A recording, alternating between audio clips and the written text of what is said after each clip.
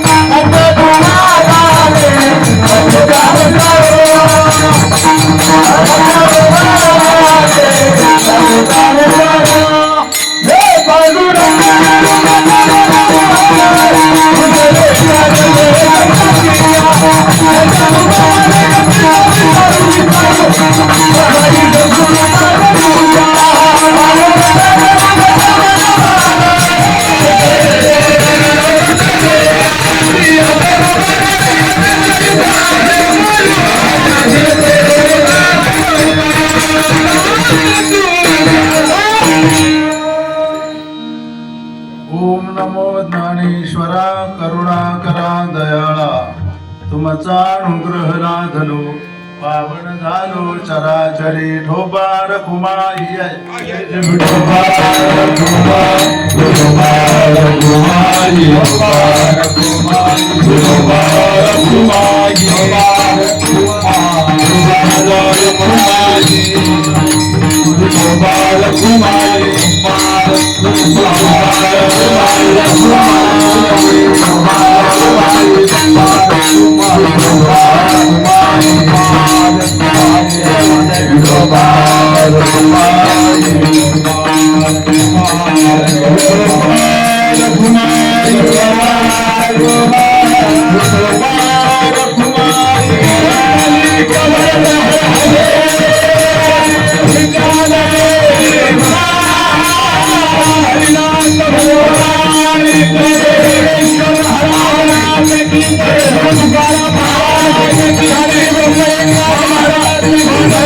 Hare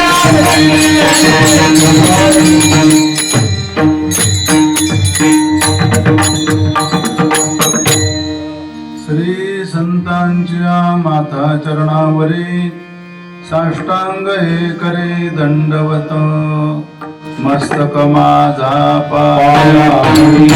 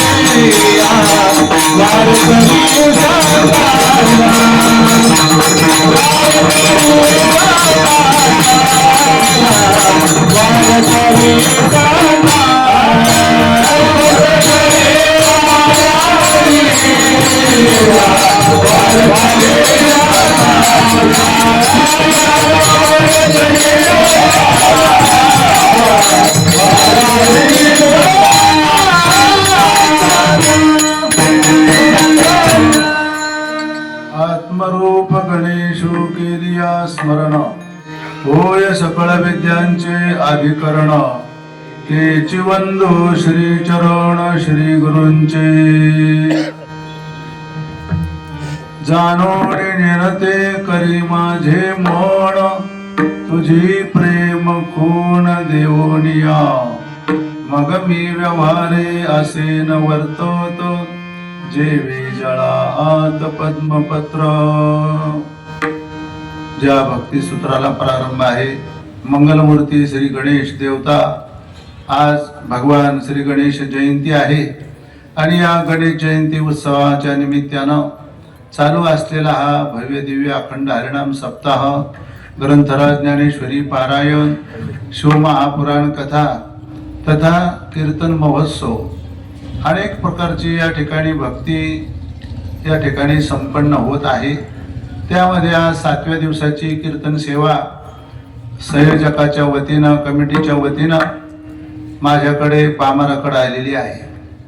सेवेकरता जो अभंग निवडलेला आहे तो संत श्रेष्ठ जगद्गुरु श्री तुकाराम महाराज यांचा हा 5 चरणाचा अभंग असून या अभंगामध्ये जगद्गुरु श्री तुकाराम महाराजांनी भगवंताकडे काही मागणी केलेली आहे।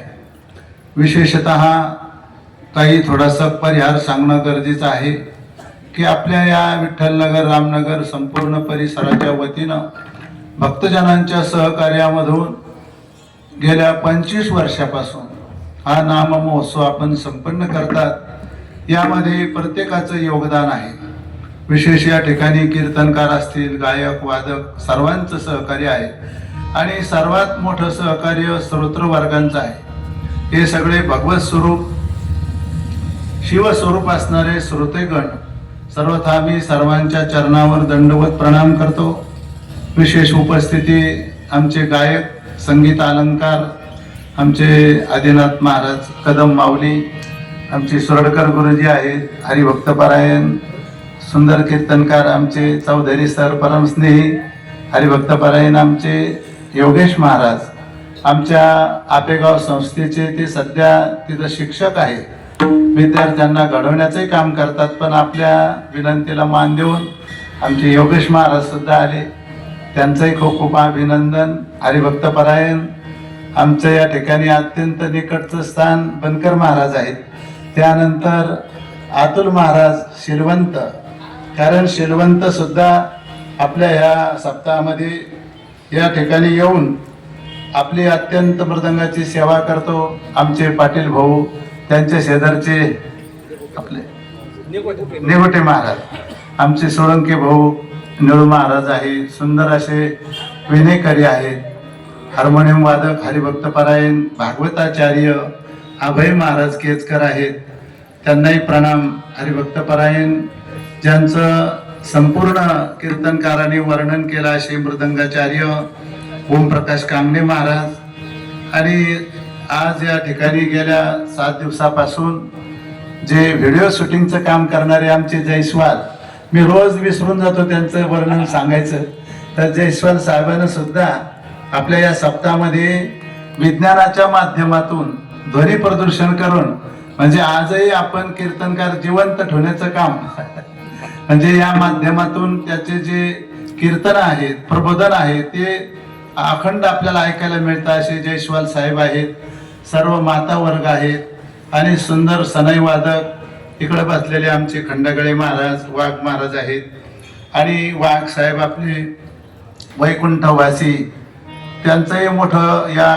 सर्व परिसरावरती ज्यांचं योगदान होतं असे वाघ महाराज सुद्धा अनेकांचं योगदान आहे. असो, आपला वेळ आज थोडा जास्त झालेला आहे आणि त्याच्यामुळं मी कीर्तन 1-2 तास लांबवणार आहे. म्हणजे असं काही घाबरू नका तुम्ही, मला पुढचं बोलणं होऊ द्या अजून. म्हणजे जरी वेळ झाला असला तरी आपण वेळेमध्येच कीर्तन करणार आहोत.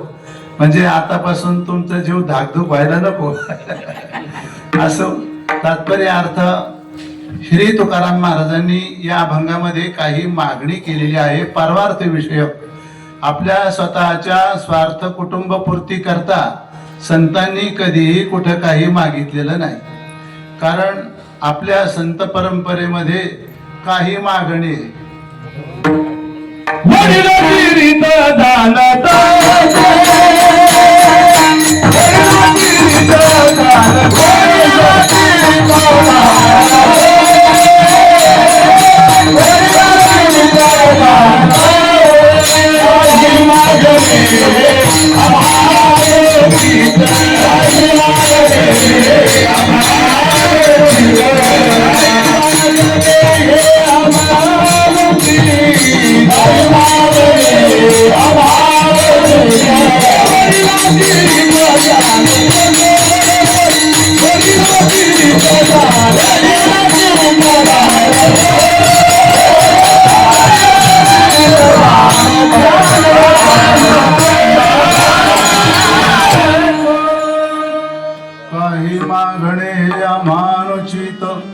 वडिलाची रीत जाणत सो. संत वाङ्मय म्हणजे कोणापुढं हात पसरणार नाही. मग संतांनी मागितलं नाही का? संतांनी मागितलं नाही, मागितल्याशिवाय राहिले नाही. काय मागावं काय मागू नये, प्रपंचातलं काही मागितलं नाही, पण परमार्थ विषयक मागणी मात्र केल्याशिवाय राहिलेली नाही. आणि संतांनी मागण्याचा हेतू जर आपण लक्षात घेतला, तुम्ही आम्ही सुद्धा आहोत, आपण भगवंताची सेवा करतो, पण सेवा केल्यानंतर भगवंताला काय मागावं याचं ज्ञान आपल्याकडे नाही. संतांनी आपल्याला काय मागावं याचं प्रतिनिधित्व केलेलं आहे. म्हणजे वकील जसं आपलं म्हणणं मांडतो तसं आपलं म्हणणं संतांनी भगवंताकडे मांडणं केलेलं आहे की आपल्याला काय कळत नाही, देव भेटेल किंवा न भेटेल, आणि भेटलंच तर काय मागावं हे आपल्याला कळत नाही. पण मागण्याची पद्धती, ज्या ज्या ठिकाणी मागण्याचा विषय आलेला आहे तर ते मागणं म्हणजे न मागण्यातलं आहे. आता विश्वात्मकी देवी येणे वाघ यज्ञ तोषावे, तो शोणी मज द्यावे पसायला, हेची दान देगा देवा तुझा विसरण व्हावा, गुण गाईन आवडी हेची माझे सर्व जोडी. आणि काही नाही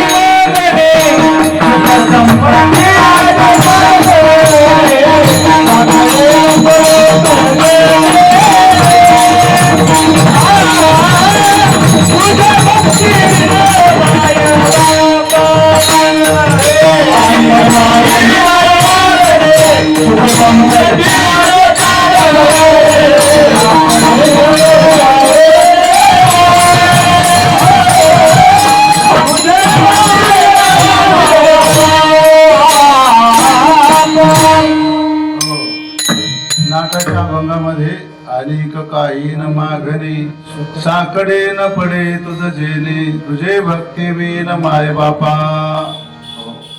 वारकरी संप्रदायामध्ये नाटाचे अभंग पाठ पाहिजे. आता कीर्तन करायचे पाठ नाही तर मग ठार करायचं काही मारायचा प्रश्न येत नाही त्या ठिकाणी. म्हणून ज्यानं भगवंताला साकडं पडेल, साकडे न पडे तुझं जेणे, भक्ती विन तुझे माय, म्हणजे भक्तीची, ज्ञानाची, वैराग्याची मागणी केलेली आहे. म्हणून कोणाकडे काय मागावं, देणाऱ्याचाही अधिकार असला पाहिजे, घेणाऱ्याचाही असला पाहिजे. एखाद्या वेळेला मागणारा जरी परिपूर्ण असला आणि योग्यता नसली तरी मागून काही उपयोग होत नाही. देणारा योग्यता संपन्न आहे, मागणाऱ्याकडे अधिकार नसला तरी उपयोग होत नाही. म्हणून या ठिकाणी जसं एक गृहस्थाला लग्न होईना त्याचं, आणि हनुमंतराय समोर उपासनेला बसला. हनुमंतराय समोर तपाला बसल्यानंतर हनुमंतराय म्हणले, मी चिरंजीव आहे तर तुला बायको देऊ कुठून? त्यांच्याकडे तप करून उपयोग नाही. बायको पाहिजे असेल तर रामाकडे गेलं पाहिजे, आणि बायको हरली असेल तर कोणाकडे गेलं पाहिजे? हनुमंतरायकडे गेलं पाहिजे. कारण रामचंद्र प्रभूच्या सीतामातेचा शोध कोणा लावला? हनुमंतरायने लावला. असो, तात्पर्य अर्थ मागण्याचा जो विषय आहे, जसं तोषोणी मज द्यावे पसाय दान, तुम्ही प्रसन्न होऊन मला प्रसादाचं दान द्या. तसं जगद्गुरु श्री तुकाराम महाराज या अभंगामध्ये जे जे सूत्र आलेले आहेत, तुका म्हणे ऐसे झाली या वाचून, असं जर झालं नाही तर मला मोठा शीन वाटतो, असंही महाराजांना म्हणायचं आहे. ऐसे झाली या वाचून म्हणजे या अभंगाप्रमाणे माझी स्थिती झाली पाहिजे. गुरुजी आपले ब्रह्मभूत रंगनाथ महाराज परभणीकर गुरुजी सांगायचे, संसारामध्ये आणि परमार्थातला फरक काय? तर परमार्थामध्ये आहे ती स्थिती राहते, पण परमार्थ म्हटलं की स्थित्यंतर होतं, त्याचं नाव आहे परमार्थ. आता लोक भाषांतर करतात, वेषांतर करतात, लोकांतर करतात, मतांतर करतात, परंतु त्याला विशेष महत्व नाही. आपण किती दिवसानं परमार्थ करू लागलो, आणि परमार्थामध्ये आपलं काय स्थित्यंतर झालं, काय वृत्तीचा बदल झाला, याचं नाव परमार्थ करणं आहे. म्हणून वृत्तीचा बदल म्हणजे परमार्थ त्या ठिकाणी आहे. तुकोबराय म्हणतात, हे जे मी तुम्हाला वर मागत आहे हे तुम्ही मला द्या. आणि प्रामुख्यातः प्रेम लक्षणात्मक भक्तीची मागणी तुकोबरायने केलेली आहे. तुझी प्रेम खूण देऊनिया. आपला वारकरी संप्रदाय जगामध्ये श्रेष्ठ का आहे? तर तत्वज्ञानानंतर सुद्धा ज्ञानोत्तर प्रेम लक्षणात्मक भक्ती करणारा असल्यामुळं त्या संप्रदायाचं वैशिष्ट्य अशा प्रकारचं आहे. आणि म्हणून जगामध्ये पुष्कळ लोक आहेत, सगळे लोक भक्ती करतात असंही नाही, सगळेच करत नाही असं नाही.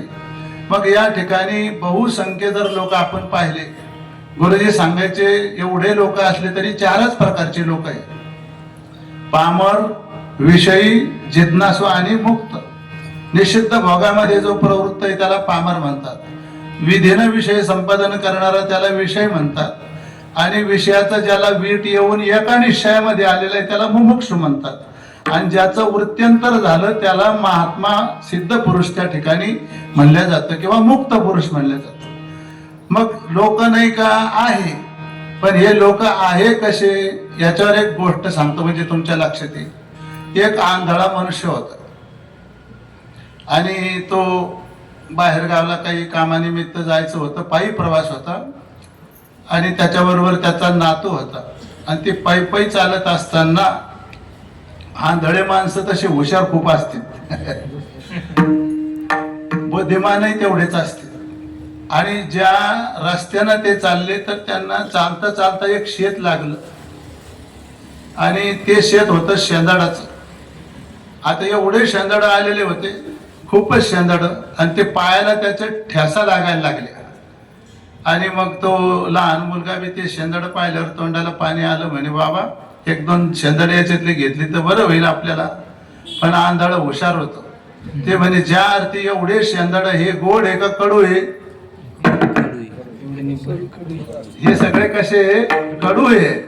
गोड जर शेंदाडे असते तर लोकांना इथं ठुले नसते. तसे माणसं भरपूर आहे, पण शेंदाडाप्रमाणे कसे येते इथं सोडून बरं.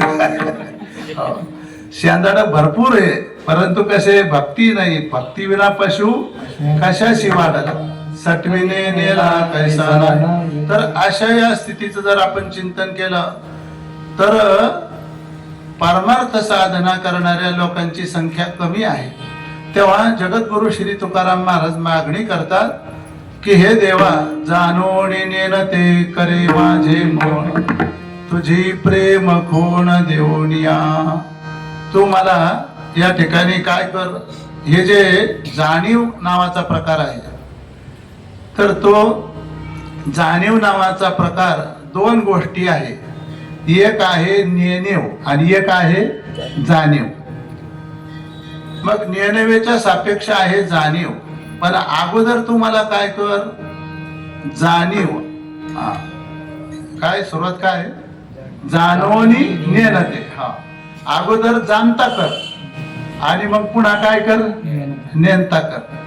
आप कधी कधी काय होतं, जाणता होतो पण नेणतेपणा जर नाही आला, नुसता जाणतेपणा जर आला तर तोही परमार्थामध्ये कामाचा नाही. दुसरा भाव असा आहे, नेणीव म्हणजे काय आणि जाणीव म्हणजे काय. नेणीव म्हणजे अज्ञान, मी कोण आहे याचा विचार नसणं. आपल्या संप्रदायामध्ये परमार्थतः मनुष्यानं परमात्म्याचं ज्ञान संपादन करणं ही या ठिकाणी जाणीव आहे. आणि भगवंताला जाणण्याची योग्यता फक्त मनुष्य देहामध्येच आहे. यो मामेव सम्मूढो जानाति पुरुषोत्तम स सर्वविद भजति माम सर्व भावेण भारत. हो, असम्मूढो म्हणजे जो मूढ नाही, जानाति पुरुषोत्तम म्हणजे पुरुषोत्तमाला जाणणारा, आणि भजति माम म्हणजे भगवंताला जाणून भजन करणं. आज काही असा वर्ग आहे की ते भजनच करत नाही. काही वर्ग भजन करतो पण भगवंताला जाणलेला नाही, आणि एक वर्ग असा आहे की भगवंताला जाणून भजन करणं हे श्रेष्ठ भजन आहे. जाणीव शानीव ओझे सारोनिया जोडे.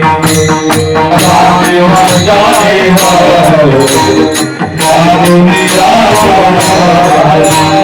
आपण भक्ती करावर तसे संसारी.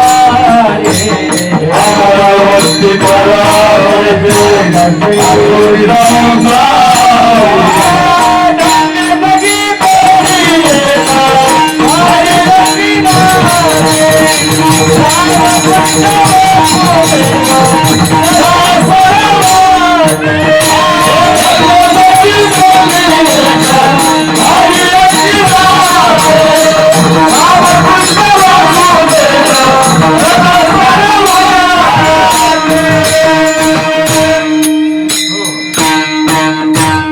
नाथ महाराज वासुदेवामध्ये म्हणतात, जाणीव शानीव ओझे म्हणजे जाणीवही ओझ आहे आणि शाणीवही काय आहे, ओझच अशा प्रकारचं आहे.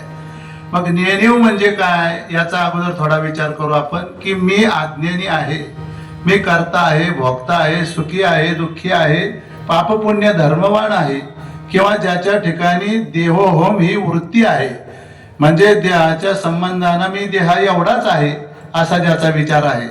पण खऱ्या अर्थानं मी कोण आहे, मी कोण ऐसा करावा विचार. म्हणे ज्ञानेश्वर निवृत्तीचा, कोहम कथमिदम जातम को वै कर्तास्य विद्यते उपादानम किमस्ति विचार सोयमिदृशः. मी कोण आहे, ही सृष्टी का निर्माण झालेली आहे, या सृष्टीचा कर्ता कोण आहे, या गोष्टीचा विचार करणं. सदा विचारे तस्मात् जगत जीव परात्मनः. जगदीश जीव आणि परमात्मा या तीन गोष्टीचा विचार केला पाहिजे. परंतु एक असा वर्ग आहे की देहोहोम ही वृत्ती आहे, मी देह आहे, याच्या पलीकडे त्याला काही समजत नाही. आणि देहोहोम वृत्ती म्हणजे अज्ञान. आपला आपणपया विसरो जो धनंजया तेची रूपया अज्ञानासी. नेणीव शब्दाचा अर्थ आपला चालला. नेणीव म्हणजे अज्ञान, म्हणजे आपलं स्वरूप काय आहे हे आपल्याला न कळणं, हे तुमच्या ठिकाणी काय आहे, नेणीव आहे. तुमचं काय नाव आहे, चष्म्यावाले बसले ते, हा, जाधव. हे नाव तुम्ही येताना घेऊन आले का नाव ठेवलेलं आहे, ठेवलेलं आहे. हा, मग हे ठेवलेलं नाव खरं आहे का खोटं आहे. उपजलिया बाळकाशी नाव नये तै पाशी, ठेविल्या नावाशी ओदेत उठे. मग तुमचं हे जे नाव ठेवलेलं आहे का पहिलं मूळचं आहे, ठेवलेलं नाव आहे, पण तुम्ही ते खरं समजू राहिले का खोटं. हा, खरं समजू लागले की नाही, मग खरं आहे का खोटं आहे. हा, खोटं आहे म्हणते ते. म्हणजे तुमचं हा ठेवलेलं नाव आहे शरीराच्या संबंधाला. पण मूळ म्हणजे तुम्ही जाधव आहेत असं त्याचा अर्थ होत नाही. तर आता तुम्ही कोण आहे तेवढं आपल्याला कळून द्यायचं. मग नेणवीच्या संबंधानं आपल्याला हे जे अज्ञान आहे, अज्ञानामुळं आपण देहा एवढे आहोत. नाथ महाराज भागवतामध्ये फार गोड वर्णन करतात. देह बुद्धीची नरा थोर चिंतेचा आडदरा, किंवा देह बुद्धीपाशी सुख अणु मात्र नाही दे. सगळ्या दुःखाला कारण जर काय असेल तर हा देह अभिमान आहे, देह अहंकार आहे. आणि आपण देह अभिमानापासून वर उठलं पाहिजे. हो, तैसा स्वस्वरूपे उठिला दृश्यशी दृष्टा आटला, तो नेने काय राहटला इंद्रिय ग्रामा. मनुष्यानं स्वरूपानं उठलं पाहिजे. आपलं स्वरूप काय आहे हे कळण्याकरता. मग मी देह आहे ही वृत्ती घालवण्याकरता परमार्थामध्ये कोणती वृत्ती आहे? अहम ब्रह्मास्मी, हो, किंवा तत्वमसी, अयम आत्मा ब्रह्म, प्रज्ञानाम ब्रह्म, हे जे वेदातील महावाक्य आहे त्याचा अर्थ म्हणजे काय? अहम ब्रह्मास्मी. मी कोण आहे? देह नसून मी कोण आहे? ब्रह्म आहे. ही वृत्तीच आहे. मग ही देहवृत्ती घालवण्याकरता अहम ब्रह्मास्मी या वृत्तीची गरज आहे. पण ही अहम ब्रह्मास्मी वृत्ती म्हणजे काय? मी जे आहे म्हणत होतं हे जसं अज्ञानानं म्हणणं आहे, तसं मी ब्रह्म आहे म्हणणं हे एक अज्ञानच आहे. ब्रह्म आहे तर ब्रह्म म्हणायचं काय या ठिकाणी असा विषय येतो. तुका म्हणे अहम ब्रह्म आड येऊने दे भ्रम. मग मी ब्रह्म आहे म्हणणं जसं बरोबर आहे, पण मी ब्रह्म आहे म्हणणेपणा सुद्धा जाणं म्हणजे जाणीव निवृत्त होणं. जाणीव नेणते करी माझे मन, म्हणजे नेणतेपणा घालण्याकरता ही जाणीव जी वृत्ती आहे ती म्हणजे अहम ब्रह्मास्मी वृत्ती आहे. मी ब्रह्म आहे. आता तुम्ही म्हणाल बा मी ब्रह्म आहे म्हणून याला काही प्रमाण वगैरे आहे का? पुष्कळ प्रमाण आहे. देवाची बरे, देवाची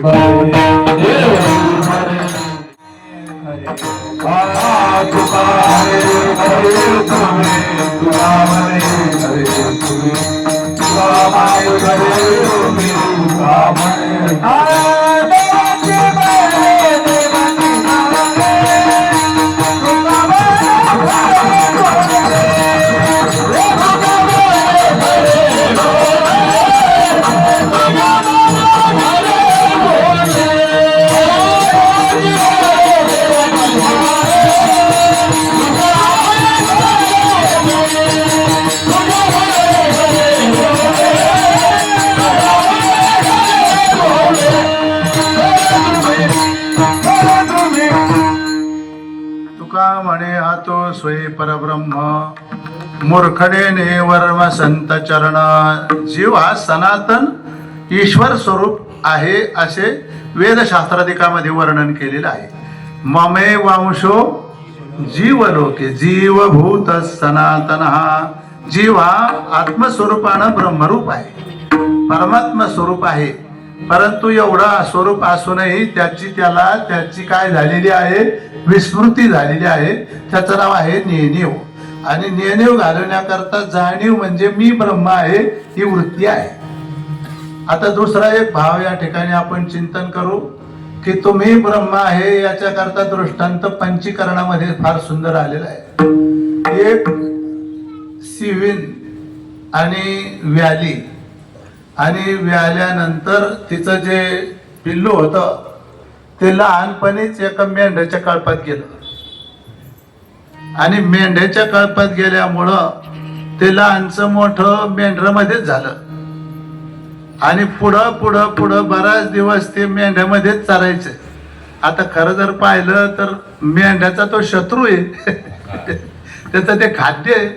पण तो होता काय? सिंहाचा बच्चा. पण झाला काय? मेंढरू झालं त्या ठिकाणी. त्यांच्यासारखंच वर्तन, पाणी पिणं, खाणं वगैरे सगळं.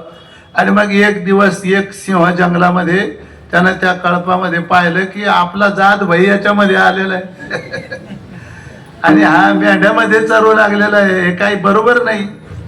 आणि मग त्याला बाजूला घेतलं थोडं आणि म्हणे अरे ह्या यांच्या कशाला नादी लागला? तू सिंह आहे आणि मेंढरासारखा वागू राहिला. ते म्हणे हो मी कुठं शिव आहे, असं कुठं आहे? असं वर्णन केल्यानंतर त्यानं त्याला एका विहिरीजवळ नेलं आणि पाण्यामध्ये त्याचं प्रतिबिंब पडलं आणि प्रतिबिंब पडल्यानंतर मग त्यानं सांगितलं, हे बघ माझी जीभ कशी आहे, माझे कान कसे, पाय कसे, शेपूट कसे, आणि सगळ्या अंगाला त्यानं न्याळल्यानंतर मग त्याच्या ठिकाणचा मेंढरेपणाचा भाव निघून गेला आणि तो स्वतःला आता काय समजायला लागला, मी कोण आहे, सिंह आहे. सिंह पहिला होताच, पण म्हणजे भ्रमानं म्हणा, म्हणजे तो काय समजायला लागला होता, मी कोण आहे, मेंढरू आहे. तसं तुम्ही सुद्धा ईश्वराचे अंश असताना सुद्धा तुम्हाला जोपर्यंत संत महात्मे भेटत नाही आणि तत्वमसी महावाक्याधिकाचा या ठिकाणी उपदेश ऐकायला आपल्याला मिळत नाही, अहम ब्रह्मास्मी वृत्ती ही कानावर पडत नाही, तोपर्यंत आपण जीवत्व धारण केलं होतं. पण आता आपल्याला संतांनी हा विषय लक्षात आणून दिल्यामुळं तुम्ही सुद्धा म्हणजे काय आहेत, ब्रह्मा आहात. आत्मस्वरूपाने विचार केल्यानंतर म्हणजे मी ब्रह्म आहे ही जाणीव झाली. पण इथं आपल्याला मुख्य तुकोबरायला म्हणायचं काय, जाणून नेनते करी माझे मन. तू मला अगोदर जाणता कर आणि पुन्हा नेनता कर. म्हणजे मग आता ही जी अहम ब्रह्मास्मी वृत्ती ती पण निवृत्त झाली पाहिजे. याला एक दुसरं उदाहरण सांगतो मी. तसं शेतकरी वर्ग असतो आणि शेतामध्ये काम करताना काटा जर माणसाला बोर्डा भोसले साहेब, आणि मग तिथं काटा काढायला आपल्याजवळ काही नाही, पण शेतकरी काय करतो, हा हो, तुम्हाला एवढं बरं माहिती काट्यानं काटा काढायचा. म्हणजे बाकीचं जर आपण विचारलं असतं तर आठवतं का नाही काही सांगता येत नाही, पण काट्यानं काटा कसा काढायचा. म्हणजे पहिला काटा घ्यायचा आणि त्या काट्यानं काटा काढायचा. काढा ही गोष्ट बरोबर आहे, पण मग काटा काढल्यावर तो काटा आपण खिशात घरी आणतो का टाकून देतो, तो टाकून देतो. तसा नेणव्याचा काटा काढण्याकरता जाणीवेची गरज आहे, पण जाणीवेचा ही अभिमान राहता कामा नाही. जाणीव शानीव ओझे सांडोनी आतुरे, जाणीव नेणीव भगवंते नाही.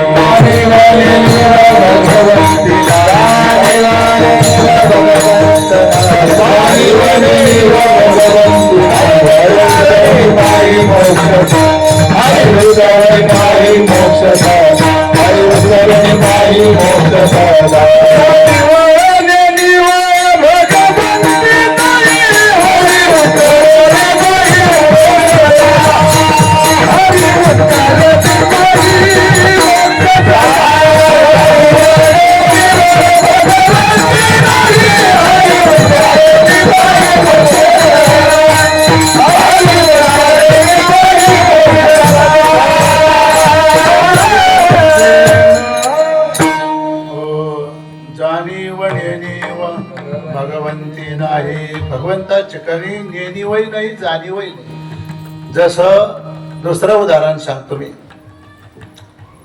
की मी देह आहे हे अज्ञान जसं बंधाला कारण आहे, तसं मी ब्रह्म आहे हे सुद्धा बंधालाच कारण आहे.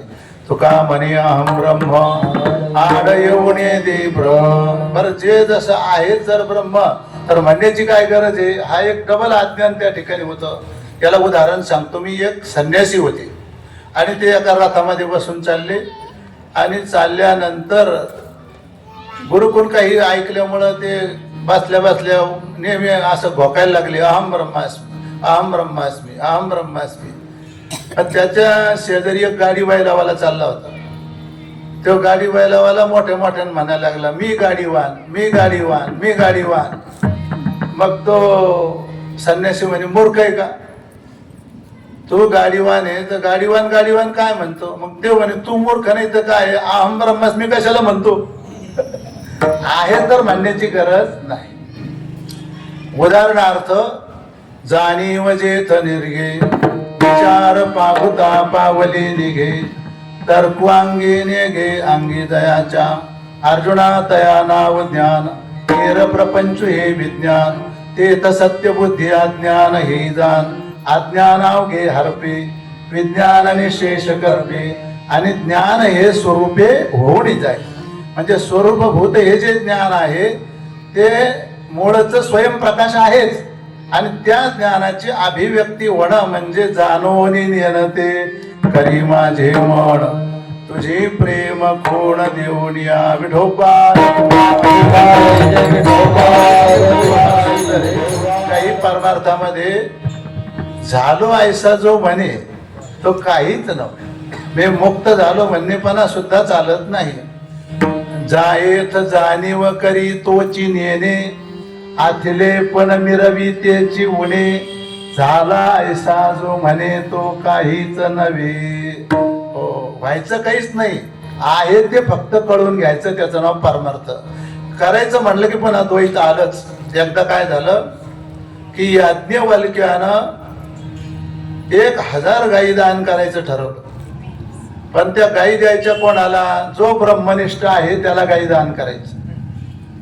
आणि मग ब्रह्मवेत्याची सभा भरली.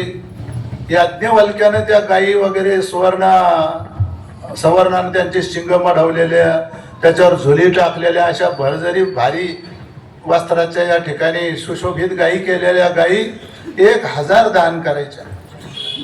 पण करायच्या कोणाला? जो ब्रह्मनिष्ठ आहे त्याला दान करायचं. पण एकही कोणी महात्मा उठाना मी ब्रह्मनिष्ठ आहे म्हणून गाईला या ठिकाणी मला द्या म्हणायला तयार नाही. मग थोडा वेळ बराच वेळ गेल्यानंतर याज्ञवल्क्य आले. आणि याज्ञवल्क्य आल्यानंतर त्यांनी विचारलं काय कारण आहे. म्हणे ब्रह्मनिष्ठ पुरुषाला 1000 गायी दान करायचे आहे. त्यावेळेला याज्ञवल्क्यानं आपल्या शिष्याला सांगितलं त्या सगळ्या गायी आपल्या घरी जाऊ द्या. घरी जाऊ द्या म्हणल्यानंतर याज्ञवल्क्य काय आपलं जनक राजा काहीच बोलले नाही. बरोबर आहे, कारण मी ब्रह्मनिष्ठ आहे म्हणणं हे सुद्धा द्वैतच आहे. आहे ते म्हणण्याची काही गरज आहे का? मग जनक राजानं जर विचारलं असतं तुम्ही ब्रह्मनिष्ठ आहे का असं या ठिकाणी त्याचा भाव सांगताना याज्ञवल्क्य काय म्हणले मी जर ब्रह्मनिष्ठ नसेल तर गाई नेईन कसा. म्हणजे याचा अर्थ म्हणण्याची काही गरज आहे का? शब्दाचा सुद्धा प्रयोग तिथं चालत नाही. ज्ञानेश्वरीमध्ये अशी ओवी येऊन गेलेली पहा. नेणने जे गेले योगेश महाराज ते जाणनेही गेले आणि जे उरलं ते चिन्ह मात्रची म्हणजे खाली जे राहतं शिल्लक ते चिन्ह मात्र स्वरूप अशा प्रकारचं आहे. म्हणून या ठिकाणी भगवंताला तुकोबराय प्रार्थना करतात जाणोनी नेनते करी माझे मन. मला अगोदर तू जाणता कर, तुझ्या स्वरूपाची ओळख होऊ दे आणि अहम ब्रह्मास्मी ही वृत्ती सुद्धा शिल्लक राहू देऊ नको. त्याचं कारण काय आहे? जसं आता एक दृष्टांत पुन्हा सांगतो. 2 बेड्या आहेत. एक बेडी आहे लोखंडाची आणि एक बेडी आहे सोन्याची. कोणती घेता? सोन्याची तरी आणि लोखंडाची तरी काय आहे? बेडी.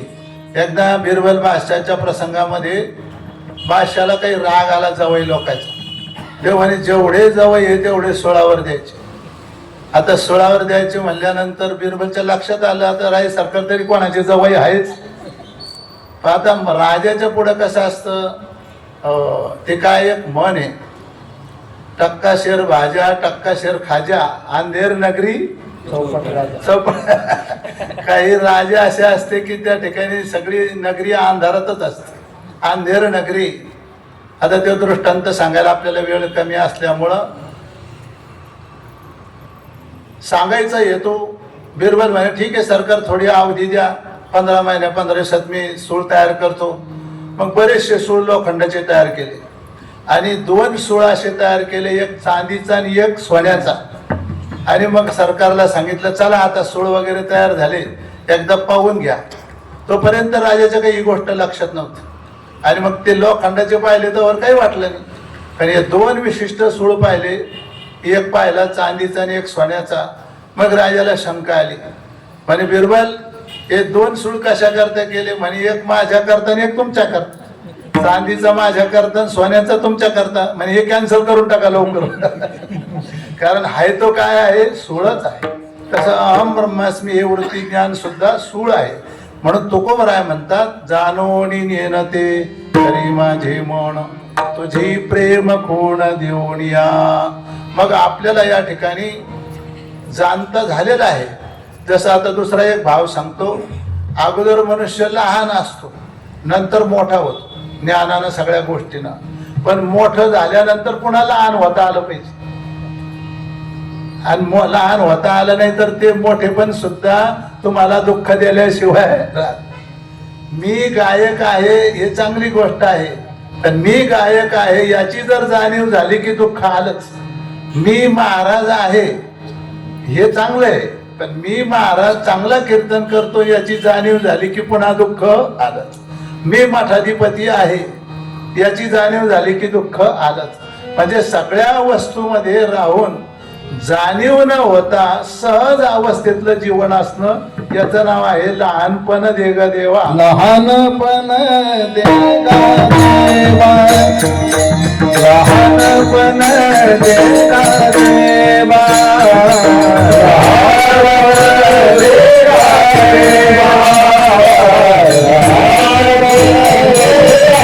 देवा, मुंगी सागर तारवा, मुंगी सागर तारवा, जयांगी मोठेपण, जयांगी मोठेपण, तया तया यातना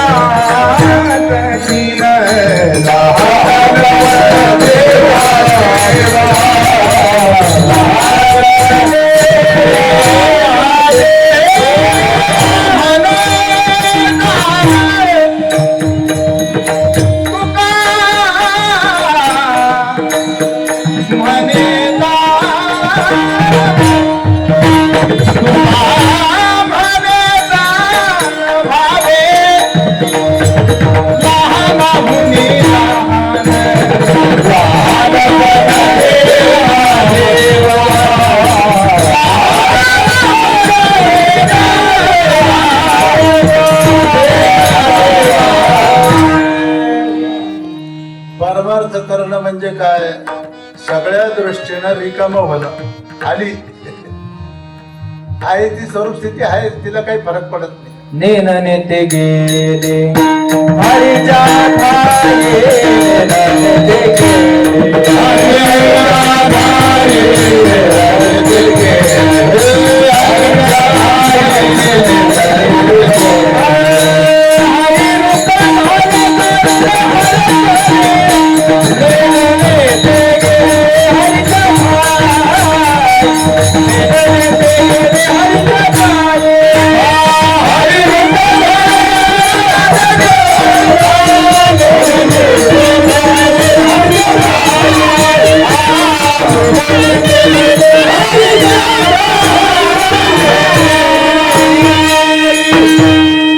हरी रूप झाले जाणणे हरप, आणि नेन ते गेले हरीच्या ठाई. हरीला जाणल्यानंतर जाणणेही गेलं आणि नेणंही गेलं. जानते नेनते हरिचे ठिकाण, जानते नेनते हरिचे ठिकाण, जानते नेनते हरिचे ठिकाण,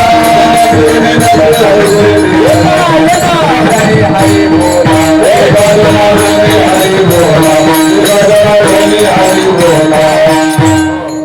जाणते ठाई एका जनार्दनी हरी. म्हणजे जाणते नेणतेपणा हरीच्या ठाई नाही, तद व्यतिरिक्त हरी मात्र आहे आणि हरीच उरला पाहिजे. देह नव्हे मी सरे उरला चोरे विठ्ठल. म्हणून याप्रमाणे जाणून नेणते करी माझे मन, माझे मन जाणून तू नेंत कर असं तुकोबरा म्हणतात. पण पुढं काय म्हणतात? तुझी प्रेम खूण देऊनिया. जाणणेपणा प्राप्त झाला मग आता आपलं काम संपलं का परमार्थाचं? असं नाही. भगवंताची प्रेम गुण काय आहे तर तत्वज्ञानानंतर सुद्धा पुन्हा पुन्हा भक्ती करत राहणं. टाळटाळी लोपला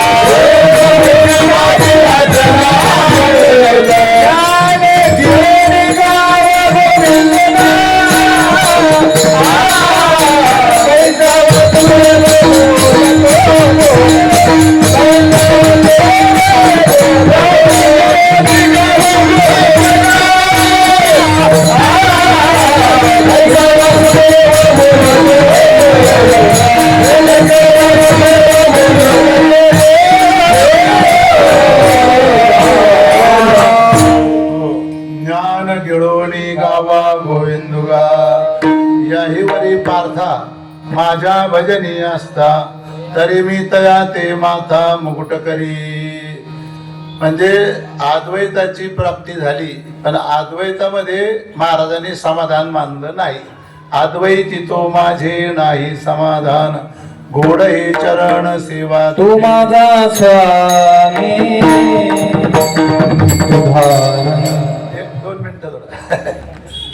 तर अद्वैताची अभिव्यक्ती झाल्यानंतर भक्तीसाठी प्रमाण बरोबर आहे.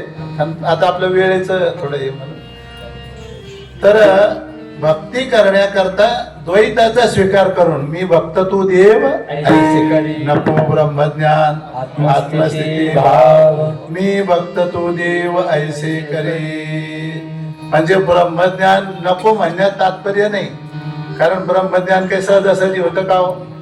ब्रह्मज्ञान जरी कळे उठा उठी तरी का हिंपुटी वेदशास्त्रे, शास्त्राचे भांडण तपतीर्थाटन, पूर्वीचे भ्रमण याजसाठी. ब्रह्मज्ञानाकरता तर आटापिटा करावा लागतो. मग महाराज नको म्हणतात, याचा अर्थ काय आहे? तर सगुण भक्तीची आवड, प्रेम लक्षणात्मक भक्ती करता आता ब्रह्मज्ञान थोडं बाजूला ठेवा. पण नको कधी म्हणतात महाराज? प्राप्तीपूर्वक नको म्हणतात. ब्रह्मज्ञान महाराजांना त्यांच्या पुढे लोळणी घेत होतं. कारण का आपल्याला अजून ब्रह्मज्ञानच नाही. काही वेळेला काय होतं, काही वस्तूच प्राप्त नाही, नको म्हणणं याला काही महत्व नाही. काय झालं, एकदा एक नवरा बायकोचं भांडण झालं. आता भांडणं होतं तर थोडेफार झाले बी पाहिजे, कारण भांडणाशिवाय प्रेम निर्माण होत नाही. नसतं एकच गोड खात राहिले तर तिकूनही तोंड फिरून येतं. मग मधून मधून थोडा ठेसा पाहिजेच. म्हणजे तुम्ही असा अर्थ करू नका महाराज म्हणले नवरा बायको भांडा. हे सहज भांडण होत असते एखाद्या वेळेला, म्हणजे न म्हणता. आणि माऊलीनं सांगितलं, तानेल याची लागता झटे तेने अधिकची पाना फुटे, रोषे प्रेम दुनवटे पडी त्यांचे. रोषामध्ये रागामध्ये प्रेम वाढत जात असत. एका घरी नवरा बायकोचं भांडण झालं आणि भांडण झाल्यानंतर भांडण विकोपाला गेलं. नवऱ्याला राग आला तर म्हणे, आता याच्या पुढं जर तू कमी जास्त केलं ना तुला 2 खेटरं हाणीन. आता हाणीन म्हणल्यावर ती हसायला लागली, मोठ्या मोठ्यानं हसायला लागली. ते म्हणे, मी एवढ्या रागानं बोललो खेटरं हाणीन म्हणतो तरी हसू लागली. मग ते म्हणे, हसायचं कारण काय? 2 महिने झाले नाही म्हणजे तुमच्या पायातच काही नाही.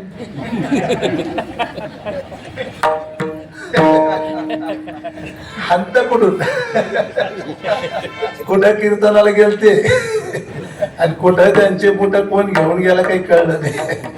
म्हणजे प्राप्तीपूर्वक त्या तुकोबराय नको म्हणण्यामध्ये ब्रह्मज्ञान नको म्हणण्यात तात्पर्य नाही असं नाही. तर सगुण भक्तीची आवड, दावी रूप मज गोपिका रमणा, ठेवू दे चरणावरी माथा. ज्ञान झाल्यानंतरच्या भक्तीचा आनंद आणखीन वेगळाच असतो महाराज. पहिल्या म्हणजे शिवम भूत्वा शिवम यजेत, म्हणजे शिव होऊन शिवाची सेवा करणं ही श्रेष्ठ भक्ती आहे. मीच होणे पांडवा करती माझी सेवा, तरी तो नवलावा काय सांगावा असे ऐक.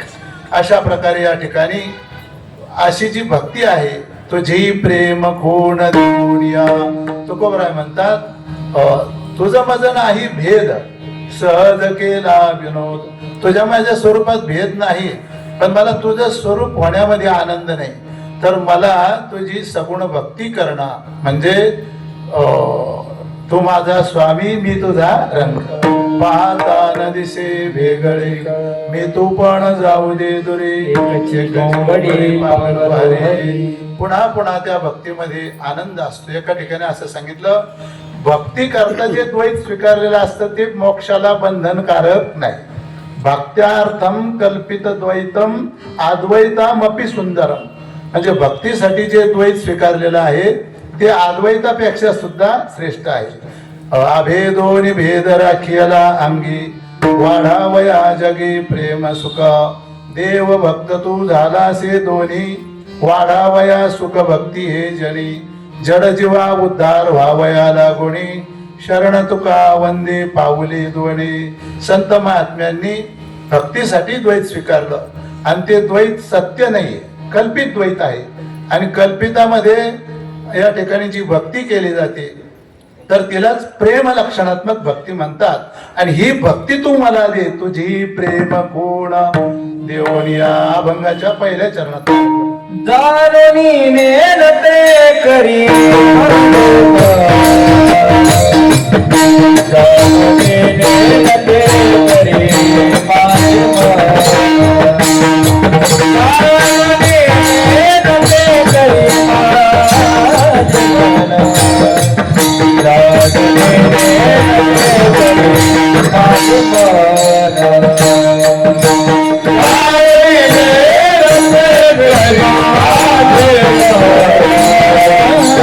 जाणूनी नेनते करी माझे मन.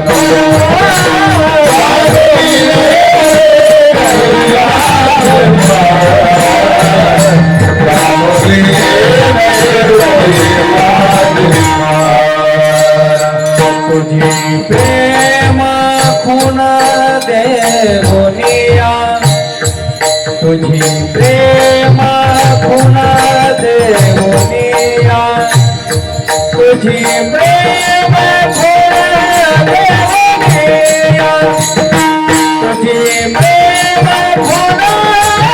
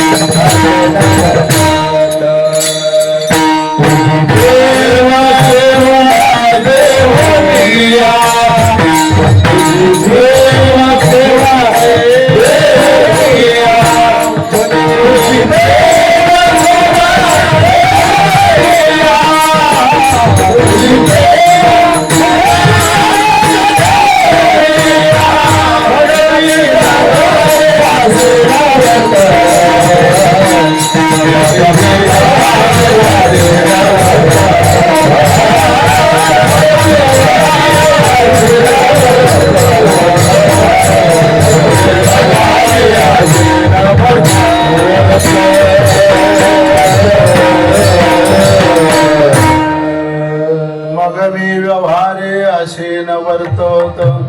जेवी जळात प्रेमपत्र जाणोनी नेनते करी माझे मन. तुझी प्रेम कोण देऊनिया. हे देवा, अगोदर मला जाणता कर, पण जाणतेपणाचा अभिमान राहू देऊ नको. पुन्हा मला तू नेंत कर. तुझी प्रेम कोण देऊनिया. प्रेम लक्षणात भक्तीची मला या ठिकाणी जन्म जन्मांतरामध्ये घेईन मी जन्म. त्यासाठी देवा तुझी चरण सेवा साधावया. वारकरी संप्रदायामध्ये मुक्तीलाही तेवढं महत्व दिलं नाही. मोक्ष सुख आणू लाता करू सत्ता निकट सेवेची. न लगे मुक्ती आणि संपदा संत संग दे सदा. या नियमाप्रमाणे तुकोबराया प्रेम लक्षणात्मक भक्तीची मागणी तू भगवंताकडे करतात. आणि मला हे तू प्रेम सुख दिल्यानंतर मी कसं वर्तन करेल त्याचा दृष्टांतानं दुसऱ्या चरणात महाराज मग मी व्यवहारी अगन वर्तन. मग मी व्यवहारी अगन वर्तन.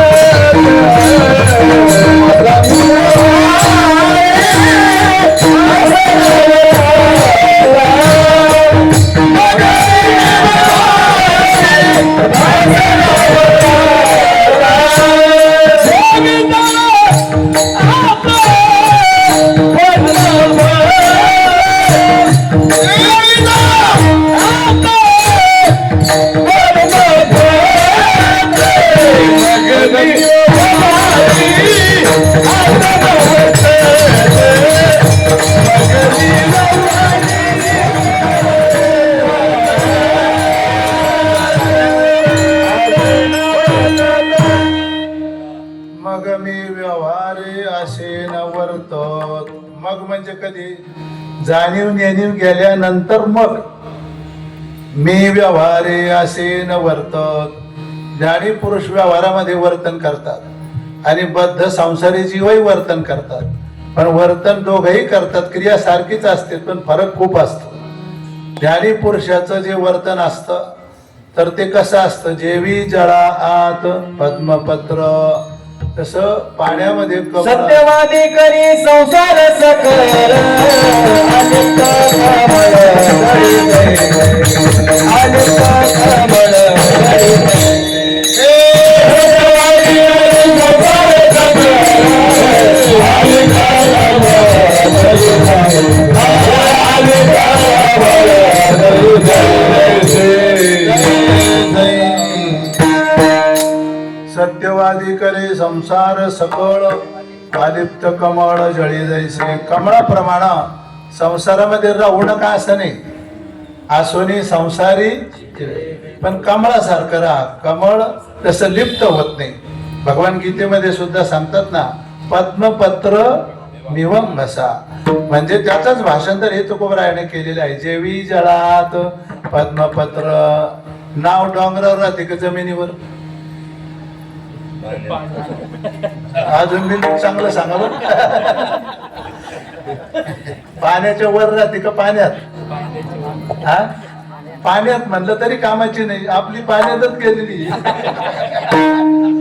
आपली नाव पाण्यातच आहे. नाव ही पाण्याच्या वर तरंगलेली असली तर ती बुडत नाही. तसं आपण संसारामध्ये राहा, पण तसं नाव ही पाण्यामध्ये राहून कशी आहे, अलिप्त आहे. चित्तात संसार असावं का संसारात चित्त असावं? हा, चित्तात तर संसार आहेच ना. चित्तात संसार नाही पाहिजे, संसारात चित्त पाहिजे. म्हणजे मग कधी काढता येतं. आली पंढरपूरची वारी की निघाली, सप्ताह आला की निघाले. आणि एकदा का संसार जर चित्तात भरला, आता आपल्या चित्तामध्ये उरूस भरलेलाच आहे. ते आता कोणाचं आहे, फक्त एवढं सांगून म्हणजे इतकं खाली यायचं नाही आपल्याला. म्हणजे चित्त हे प्रपंचामध्ये चिकटलेलंच आहे. साधू संसारामध्ये राहतात आणि तुम्ही आम्ही राहतो, पण त्यांच्या राहण्यात आपल्या राहण्यात फरक असा आहे. तसं नारळाचे दोन प्रकार आहेत. एक नारळ कोणतं आहे, वडलं, आणि एक देशवाल साहेब वळलं नारळ त्या टवकीला सोडून देतं का नाही, त्याला काय म्हणते, खोबळा. म्हणजे त्या उपाधीचा संबंध त्याला राहत. आणि जे वल्ल नारळ असतं, आता ते जर आपण फोडलं ते लवकर सोडतं का त्या उपाधीला? म्हणजे त्याला इतकं चिकटलेलं आहे ते. हे नारळाचं चाललं, तुमचं आमचं नाही बरं का. काही काही नारळ एवढे चिकटले, 8 दिवस सप्ताह झाला तरी मंडप भरायला तयार नाही. असं उद्या म्हणजे पंगत आहे ना. असं आपल्याला सांगण्याचं तात्पर्य एवढंच की महात्मे राहतात पण वाळल्या नारळासारखं राहतात. तुम्ही आम्ही राहतो ते वल्ल्या नारळासारखं राहतो. म्हणून जेवी जळा आत पद्मपत्र. आणि पुन्हा ते महापुरुष, त्यांच्या जीवनामध्ये एखाद्या वेळेला निंदा होत असते, काही वेळेला स्तुती होत असते. पण जसा योगी पुरुष असतो, समाधीमध्ये असल्यानंतर त्याला दोन्हीचाही संबंध राहत नाही. ही गोष्ट 3ऱ्या चरणात कोणी नाही के निंदा स्तुती ऐकून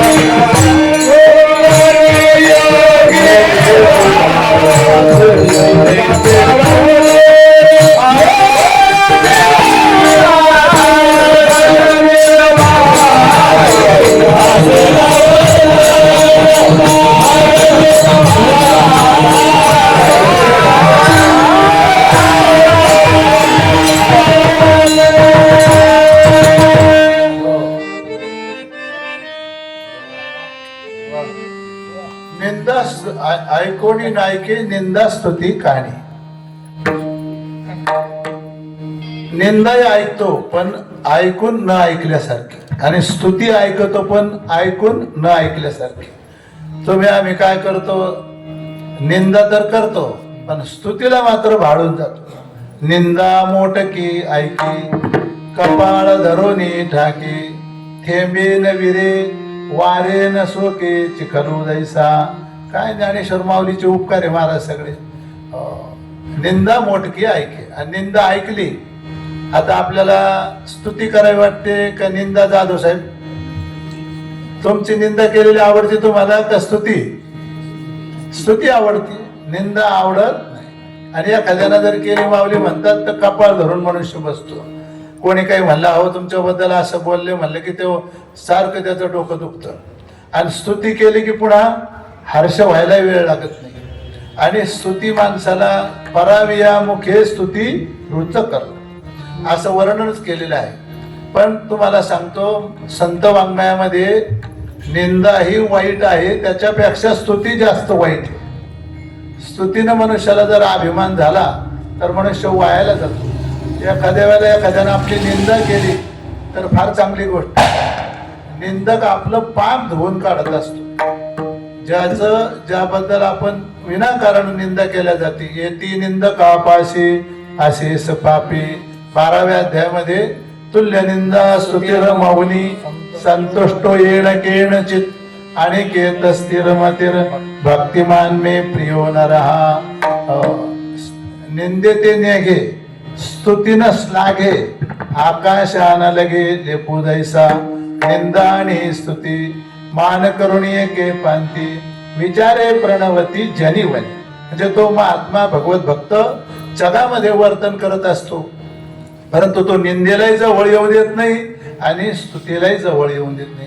अलीकडं असं झालं स्तुतीचा प्रकार खूप वाढत चालला आणि त्या स्तुतीमुळे माणसाचं वाटोळ होऊ लागलेलं आहे. नाथ महाराजांनी एका अभंगामध्ये सांगितलं कामिनी कामाचे डोळा आले पित्त निंदा स्तुती काळे झाले दात. निंदा स्तुती केल्यामुळं दात कसे झाले? आणि हे संसारी लोकांचे झाले नाही, महाराज लोकांचे झाले काळे दात. कारण त्याला स्तुती केल्याशिवाय त्यांचं पोटच भरत नाही. महाराज त्या कार्यकर्त्याची स्तुती नाही केली तर तो सेवच महाराज कीर्तन होत नाही ते. त्याच्याशिवाय त्याची स्तुती केल्याशिवाय पोट भरण कसं? आमचे रंगनाथ महाराज होते, महाराज परभणीकर गुरुजी, त्यांनी अशी कोणाची स्तुती केली नाही. ते गंगापूरचे दगडूशेठ होते. दगडूशेठकडे राहायचे ते मोठे धूत कंपनीचे मालक. त्यांचे आजोबा दगडूशेठ ते म्हणायचे दगड्या तोयाच घरी राहीन, तोच खाईन आणि तुलाच खेटरा राहील. कारण काय? तरी ते दगडूशेठ गुरुजीला सोडत नव्हते. कारण त्याचं कारण होतं ते म्हणे मी गुरुजी मुक्त होईन तर तुमच्याच हातानं होईल. अहो एकदा माऊलीच्या पालखी सोहळ्यामध्ये, आज माऊलीच्या पालखी सोहळ्याला ज्यांचे घोडे ज्यांचे या ठिकाणी बैल आहे ते चितोळे सरकार आहे. आणि रंगनाथ गुरुचं कीर्तन चालू होतं सासवडला आणि त्या राणी सरकार आल्या शितळे सरकार. आता कोणीतरी म्हणे राणी आल्या राणी आल्या राणी आल्या बाजूला सरका बाजूला सरका. आणि गुरुजी म्हणले येऊ दे, राणी आली तर काही हरकत नाही म्हणे. आज राणी हे पण उद्या माहीत झाली तर काय करीन? असे परखड वाणी नाही भिडभाड तुका म्हणे शान. म्हणून निंदा आणि स्तुती दोन्हीच्या पलीकडचं जीवन असलं पाहिजे. कोणाची एक तर निंदा बी करू नये, फार स्तुती पण करू नये. निंदा स्तुती ऐके नायकोणी काणी तैसा का उडवणी योगीराज. तसा योगीराज असतो, आपल्या समाधीमध्ये स्थित असतो. तो निंदा स्तुतीला काही त्याच्यामध्ये संबंध नसतो. किंवा प्रपंचाबद्दल तुकोबराय म्हणतात ती ज्यांची दृष्टी कशी असते 4थ्या चरणामध्ये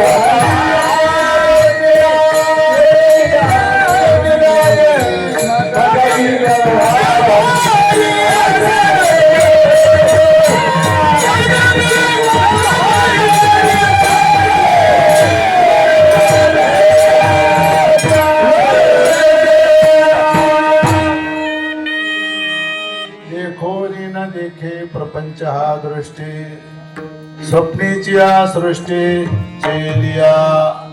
ते महात्मे त्या प्रपंचाकडे पाहतात पण देखोनी न देखे दृष्टी. या ठिकाणी हा जो प्रपंच आहे तर या प्रपंचाच्या संबंधी त्यांची जी वृत्ती असते, न झाला प्रपंच आहे परब्रह्म ओम सोम ब्रह्म आकळिले. प्रपंच एक झाला होता हे तो समूळ मिथ्या वार्ता. हा प्रपंचाला दृष्टांत सांगितला. हा प्रपंच कसा आहे? स्वप्नीची या सृष्टी चेलिया. स्वप्नातली सृष्टी खरी आहे का हो? आता अवस्था किती आहे? 4. आता मी अवस्था सांगायला बसलो तर तुम्हाला पुन्हा अवस्था लागेल दुसरी. थोडक्यात सांगतो आता. हा, कारण अवस्था किती आहे?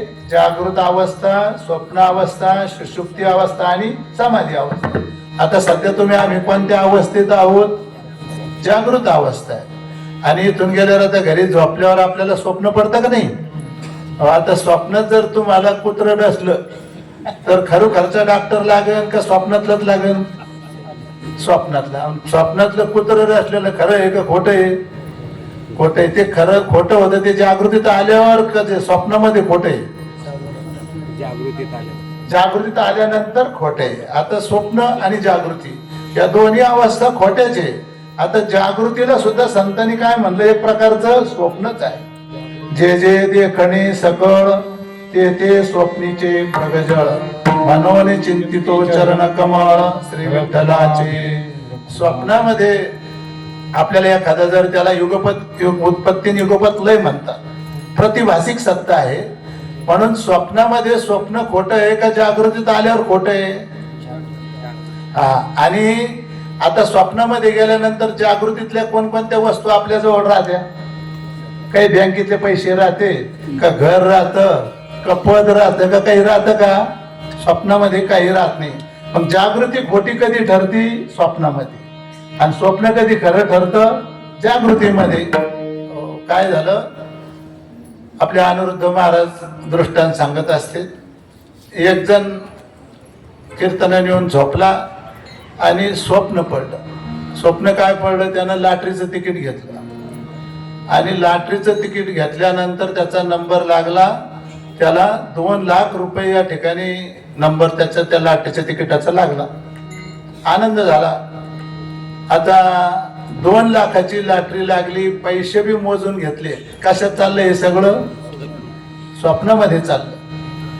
आणि स्वप्न आता त्याचं रंगून गेलं. 2 लाख रुपये आता हातात आलेले. आणि तेवढ्यात काय झालं? घरामध्ये मांजरीनं उडी मारली, भांड पडलं, झोप मोडली.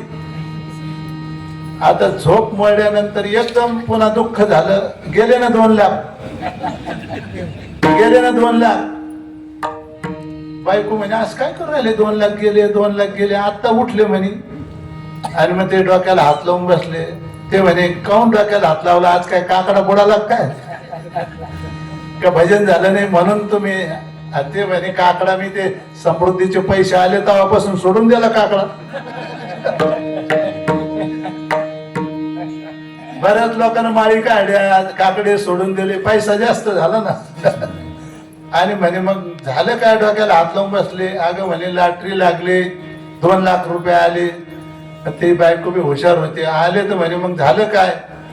ते म्हणे तू उठलो, मांजरीचा आवाज आला एकदम उठलो म्हणे. मग ते म्हणे माझ्याजवळ ठेवायला द्यायचे ना तुम्ही तर.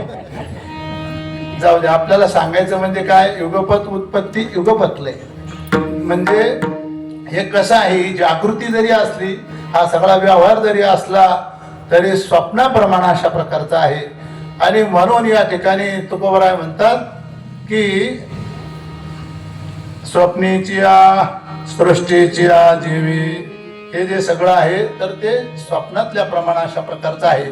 म्हणून मग मी व्यवहारे असे न वर्तत जेवी जळा आत पद्मपत्र.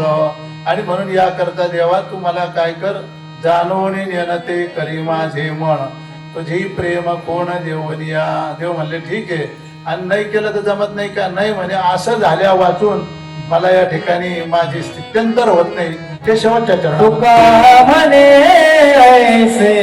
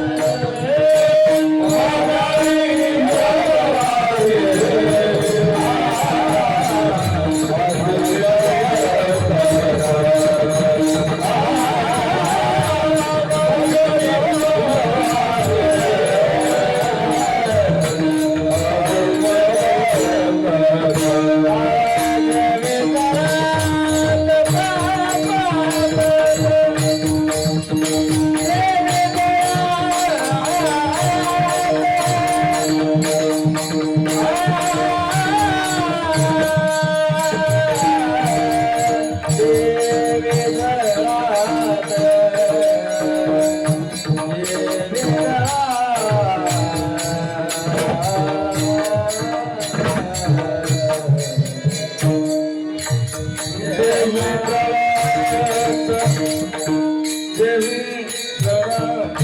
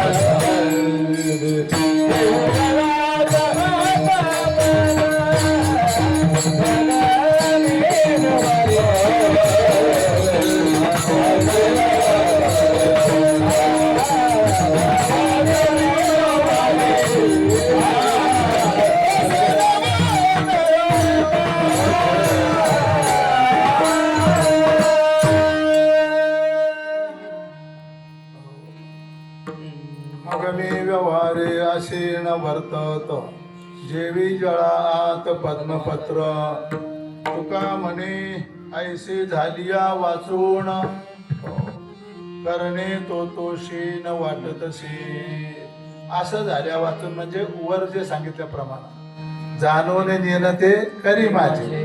ऐसे झालिया वाचून तुझी प्रेम खोण देऊनिया ऐसे झालिया वाचून मग मी व्यवहारे असे न वर्तत जेवी जळात पद्मपत्र. असो आपला संकल्पित वेळ. कीर्तन उशिरा सुरू झालं. आजचा आता हा 7वा दिवस असल्यामुळं आज जागराचाच दिवस आहे. काकडा होईपर्यंत आपण सुरू राहू देऊ आणि मग काकडा करून या. आता एवढे सगळे गायक वादक आत्ताच आम्ही बसलो होतो. आमचे सोळुंके भाऊ निळोबा महाराज म्हणे महाराज काकड्याला फार लोक कमी येते त्यावेळेला साखर झोप लागलेली असती असं म्हणतात लोक. आणि काकड्याला जे नेमके सुराचे जे लोक आहे ते कीर्तनात असते आणि म्हणजे काकड्याला हा सूर असते असं नाही. म्हणजे जे बिचाऱ्यांना म्हणूनच ते काकड्याला येतात नाही तर त्यांना सूर आला की ते बी येणार नाही. म्हणजे सगळे असे काही असतात असं. असो काकड्याला खरं जर पाहिलं इकडं अंबाजोगाईला हे होते माधव शास्त्री कोरडगावला यायचे. त्यांचे सगळे विद्यार्थी पाठ 4 वाजेपासून काकड्याला महाराज स्वतः बसायचे. तर असो हळूहळू आता परमार्थ वाढीला लागला. त्याला आपण काही करू शकत नाही. तुका म्हणे ऐसे झाली या वाचून करणे ते शीन वाटत असे. आपण आपल्या जीवनामध्ये सुद्धा महाराजांनी सांगितल्याप्रमाणे ज्ञानोत्तर प्रेमलक्षणात भक्तीत आपलं जीवन व्यतीत करावं आणि कमळाप्रमाणे आपलं जीवन या ठिकाणी आलिप्त त्या ठिकाणी राहावं. हा संदेश आपल्याला जो महाराजांनी दिलेला आहे. परमार्थ काही अवघड नाही. परमार्थामधलं वर्म माणसाला कळलं की परमार्थ सोपाच आहे. 1 मिनिट घेतो फक्त आणि सेवा पूर्ण करतो. आमचे गुरुजी गोष्ट सांगायचे. एक श्रीमंत गृहस्थ होते. 4 मुलं सुनबाई वगैरे आणि खूप थाटामाटाचा प्रपंच. पण जुना काळ होता. त्या काळामध्ये सासुरवास होता. कष्टाचे दिवस होते. खायला भरपूर. आणि मग एक दिवस काय झालं हे म्हातारं शेतामध्ये होतं. ते घराचा मालक आणि मोठ्या सुनबाई शेतामध्ये आल्या. बऱ्याच दिवसानं म्हातारीच्या मनात ही गोष्ट होती विचारायचं होतं. पण घरी काही बोलता येत नव्हतं म्हातारी समोर. म्हातारीचा धाक म्हणा आणि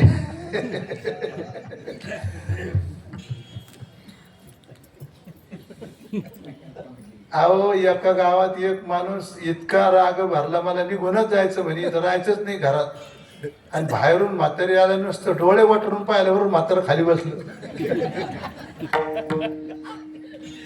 आणि त्या म्हातारीच्या धाकाने याला काही बोलता येत नव्हतं. मग ती सुनबाई मोठी शेतात आली आणि मग म्हातार म्हणे का ग अरे तुम्हाला एवढं खायला प्यायला आहे, दही आहे, दूध आहे, दुभतं आहे आणि तुम्ही सगळ्या अशा खराब कोण होऊ राहिल्या.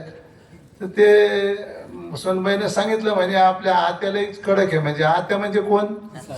हा तुम्हाला कळलं बरं का? हो सासूबाई म्हणजे पहिले आत्या म्हणायची सासूबाईला. अहो काही झालं आम्ही किती चांगलं केलं का ते अशाच म्हणतात आम्ही आशा नव्हतो, आम्ही आशा नव्हतो. काही करा किती करा आम्ही आशा नव्हतो. त्या सोनबाईचं पाणी व्हायचं मग काय करा काही नाही. मग ते काही खाल्लेलं अंगी लागा ना. या म्हाताऱ्याने एक गोष्ट सांगितली, ती जर असं म्हणली ना आम्ही आशा नव्हतो, तुम्ही फक्त एवढंच म्हणायचं तुमच्यापेक्षा आम्ही बऱ्या. त्या सोनबाईला मंत्र दिला महाराज सासरे बुवानं आणि दुसऱ्या दिवशी ते झालंच पुन्हा सुरू. असं असतं का आम्ही आशा नव्हतो. ते सोन हिंमत करून म्हणली आणि आता तुमच्यापेक्षा आम्ही बऱ्या. आईस्क्रीमच झाली त्याची. ते म्हणीला कसं काय कळलं काय झालं काय नाही. आणि मग त्या दोघी ती गेल्या बी सांगितलं त्यांनी तो मंत्र पाठ केला आम्ही तुमच्यापेक्षा बऱ्या. आणि मग सोनबाईच्या तब्येत वगैरे सुधारल्या. पण त्या सोनबाईच्या मनामध्ये राहून गेलं की तुमच्यापेक्षा बऱ्या म्हणण्यापेक्षा याचा अर्थ आम्हाला कळला नाही. मग तो म्हातार म्हणे थांबा हे सर्वस्व आमचे गुढ तुझं करून आम्ही तो उघड. मी तुला उघड करून दाखवतो. ते म्हणे आमचं लग्न झालं ना तिसऱ्या दिवशीच पडून गेलती.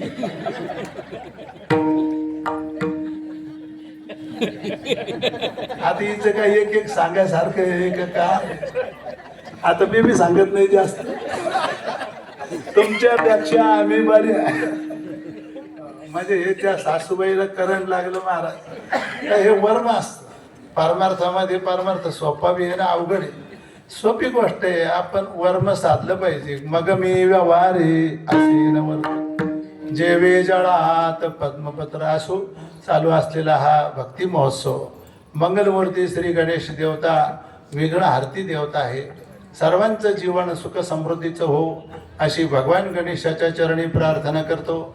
सर्व कार्यकर्ते गायक वादक उपस्थित सर्व श्रोतृवर्ग. बोलण्याच्या ओघामध्ये एखादा चुकीचा शब्द गेला असेल उदाहरणार्थ मला क्षमा करावी. जे काही बोललो असेल ते गुरुच्या श्रवणातलं यथायोग्य असेल ते आपण त्याचा स्वीकार करावा. पुनश्च सर्व गायक वादक मंडळी आमची चौधरी सर आले आज त्याबद्दल अधिक त्या ठिकाणी आनंद. टाळकरी मंडळीसाठी एकदा टाळ्या वाजवून त्यांचं खूप खूप आभार. आता एक भैरव होते म्हणते ना ते थोडक्यात ज्ञानेश्वर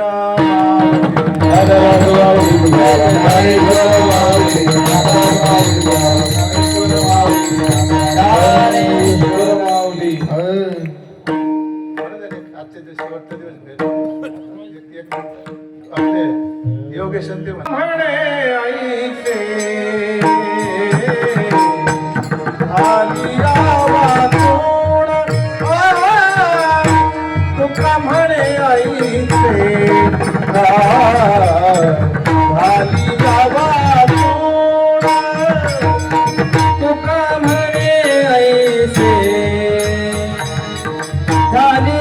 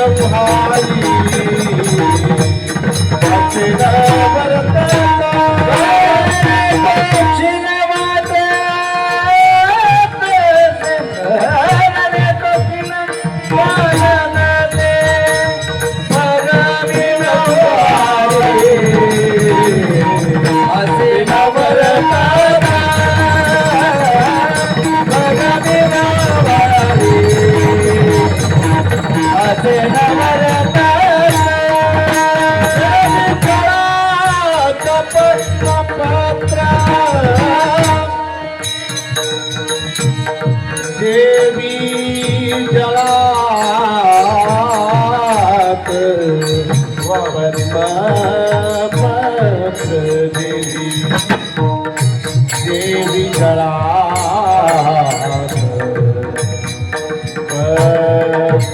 पत्र देवी जळा देवी जळात देवी जळात पद्मपत्र देवी जळात पद्मपत्र देवी जळात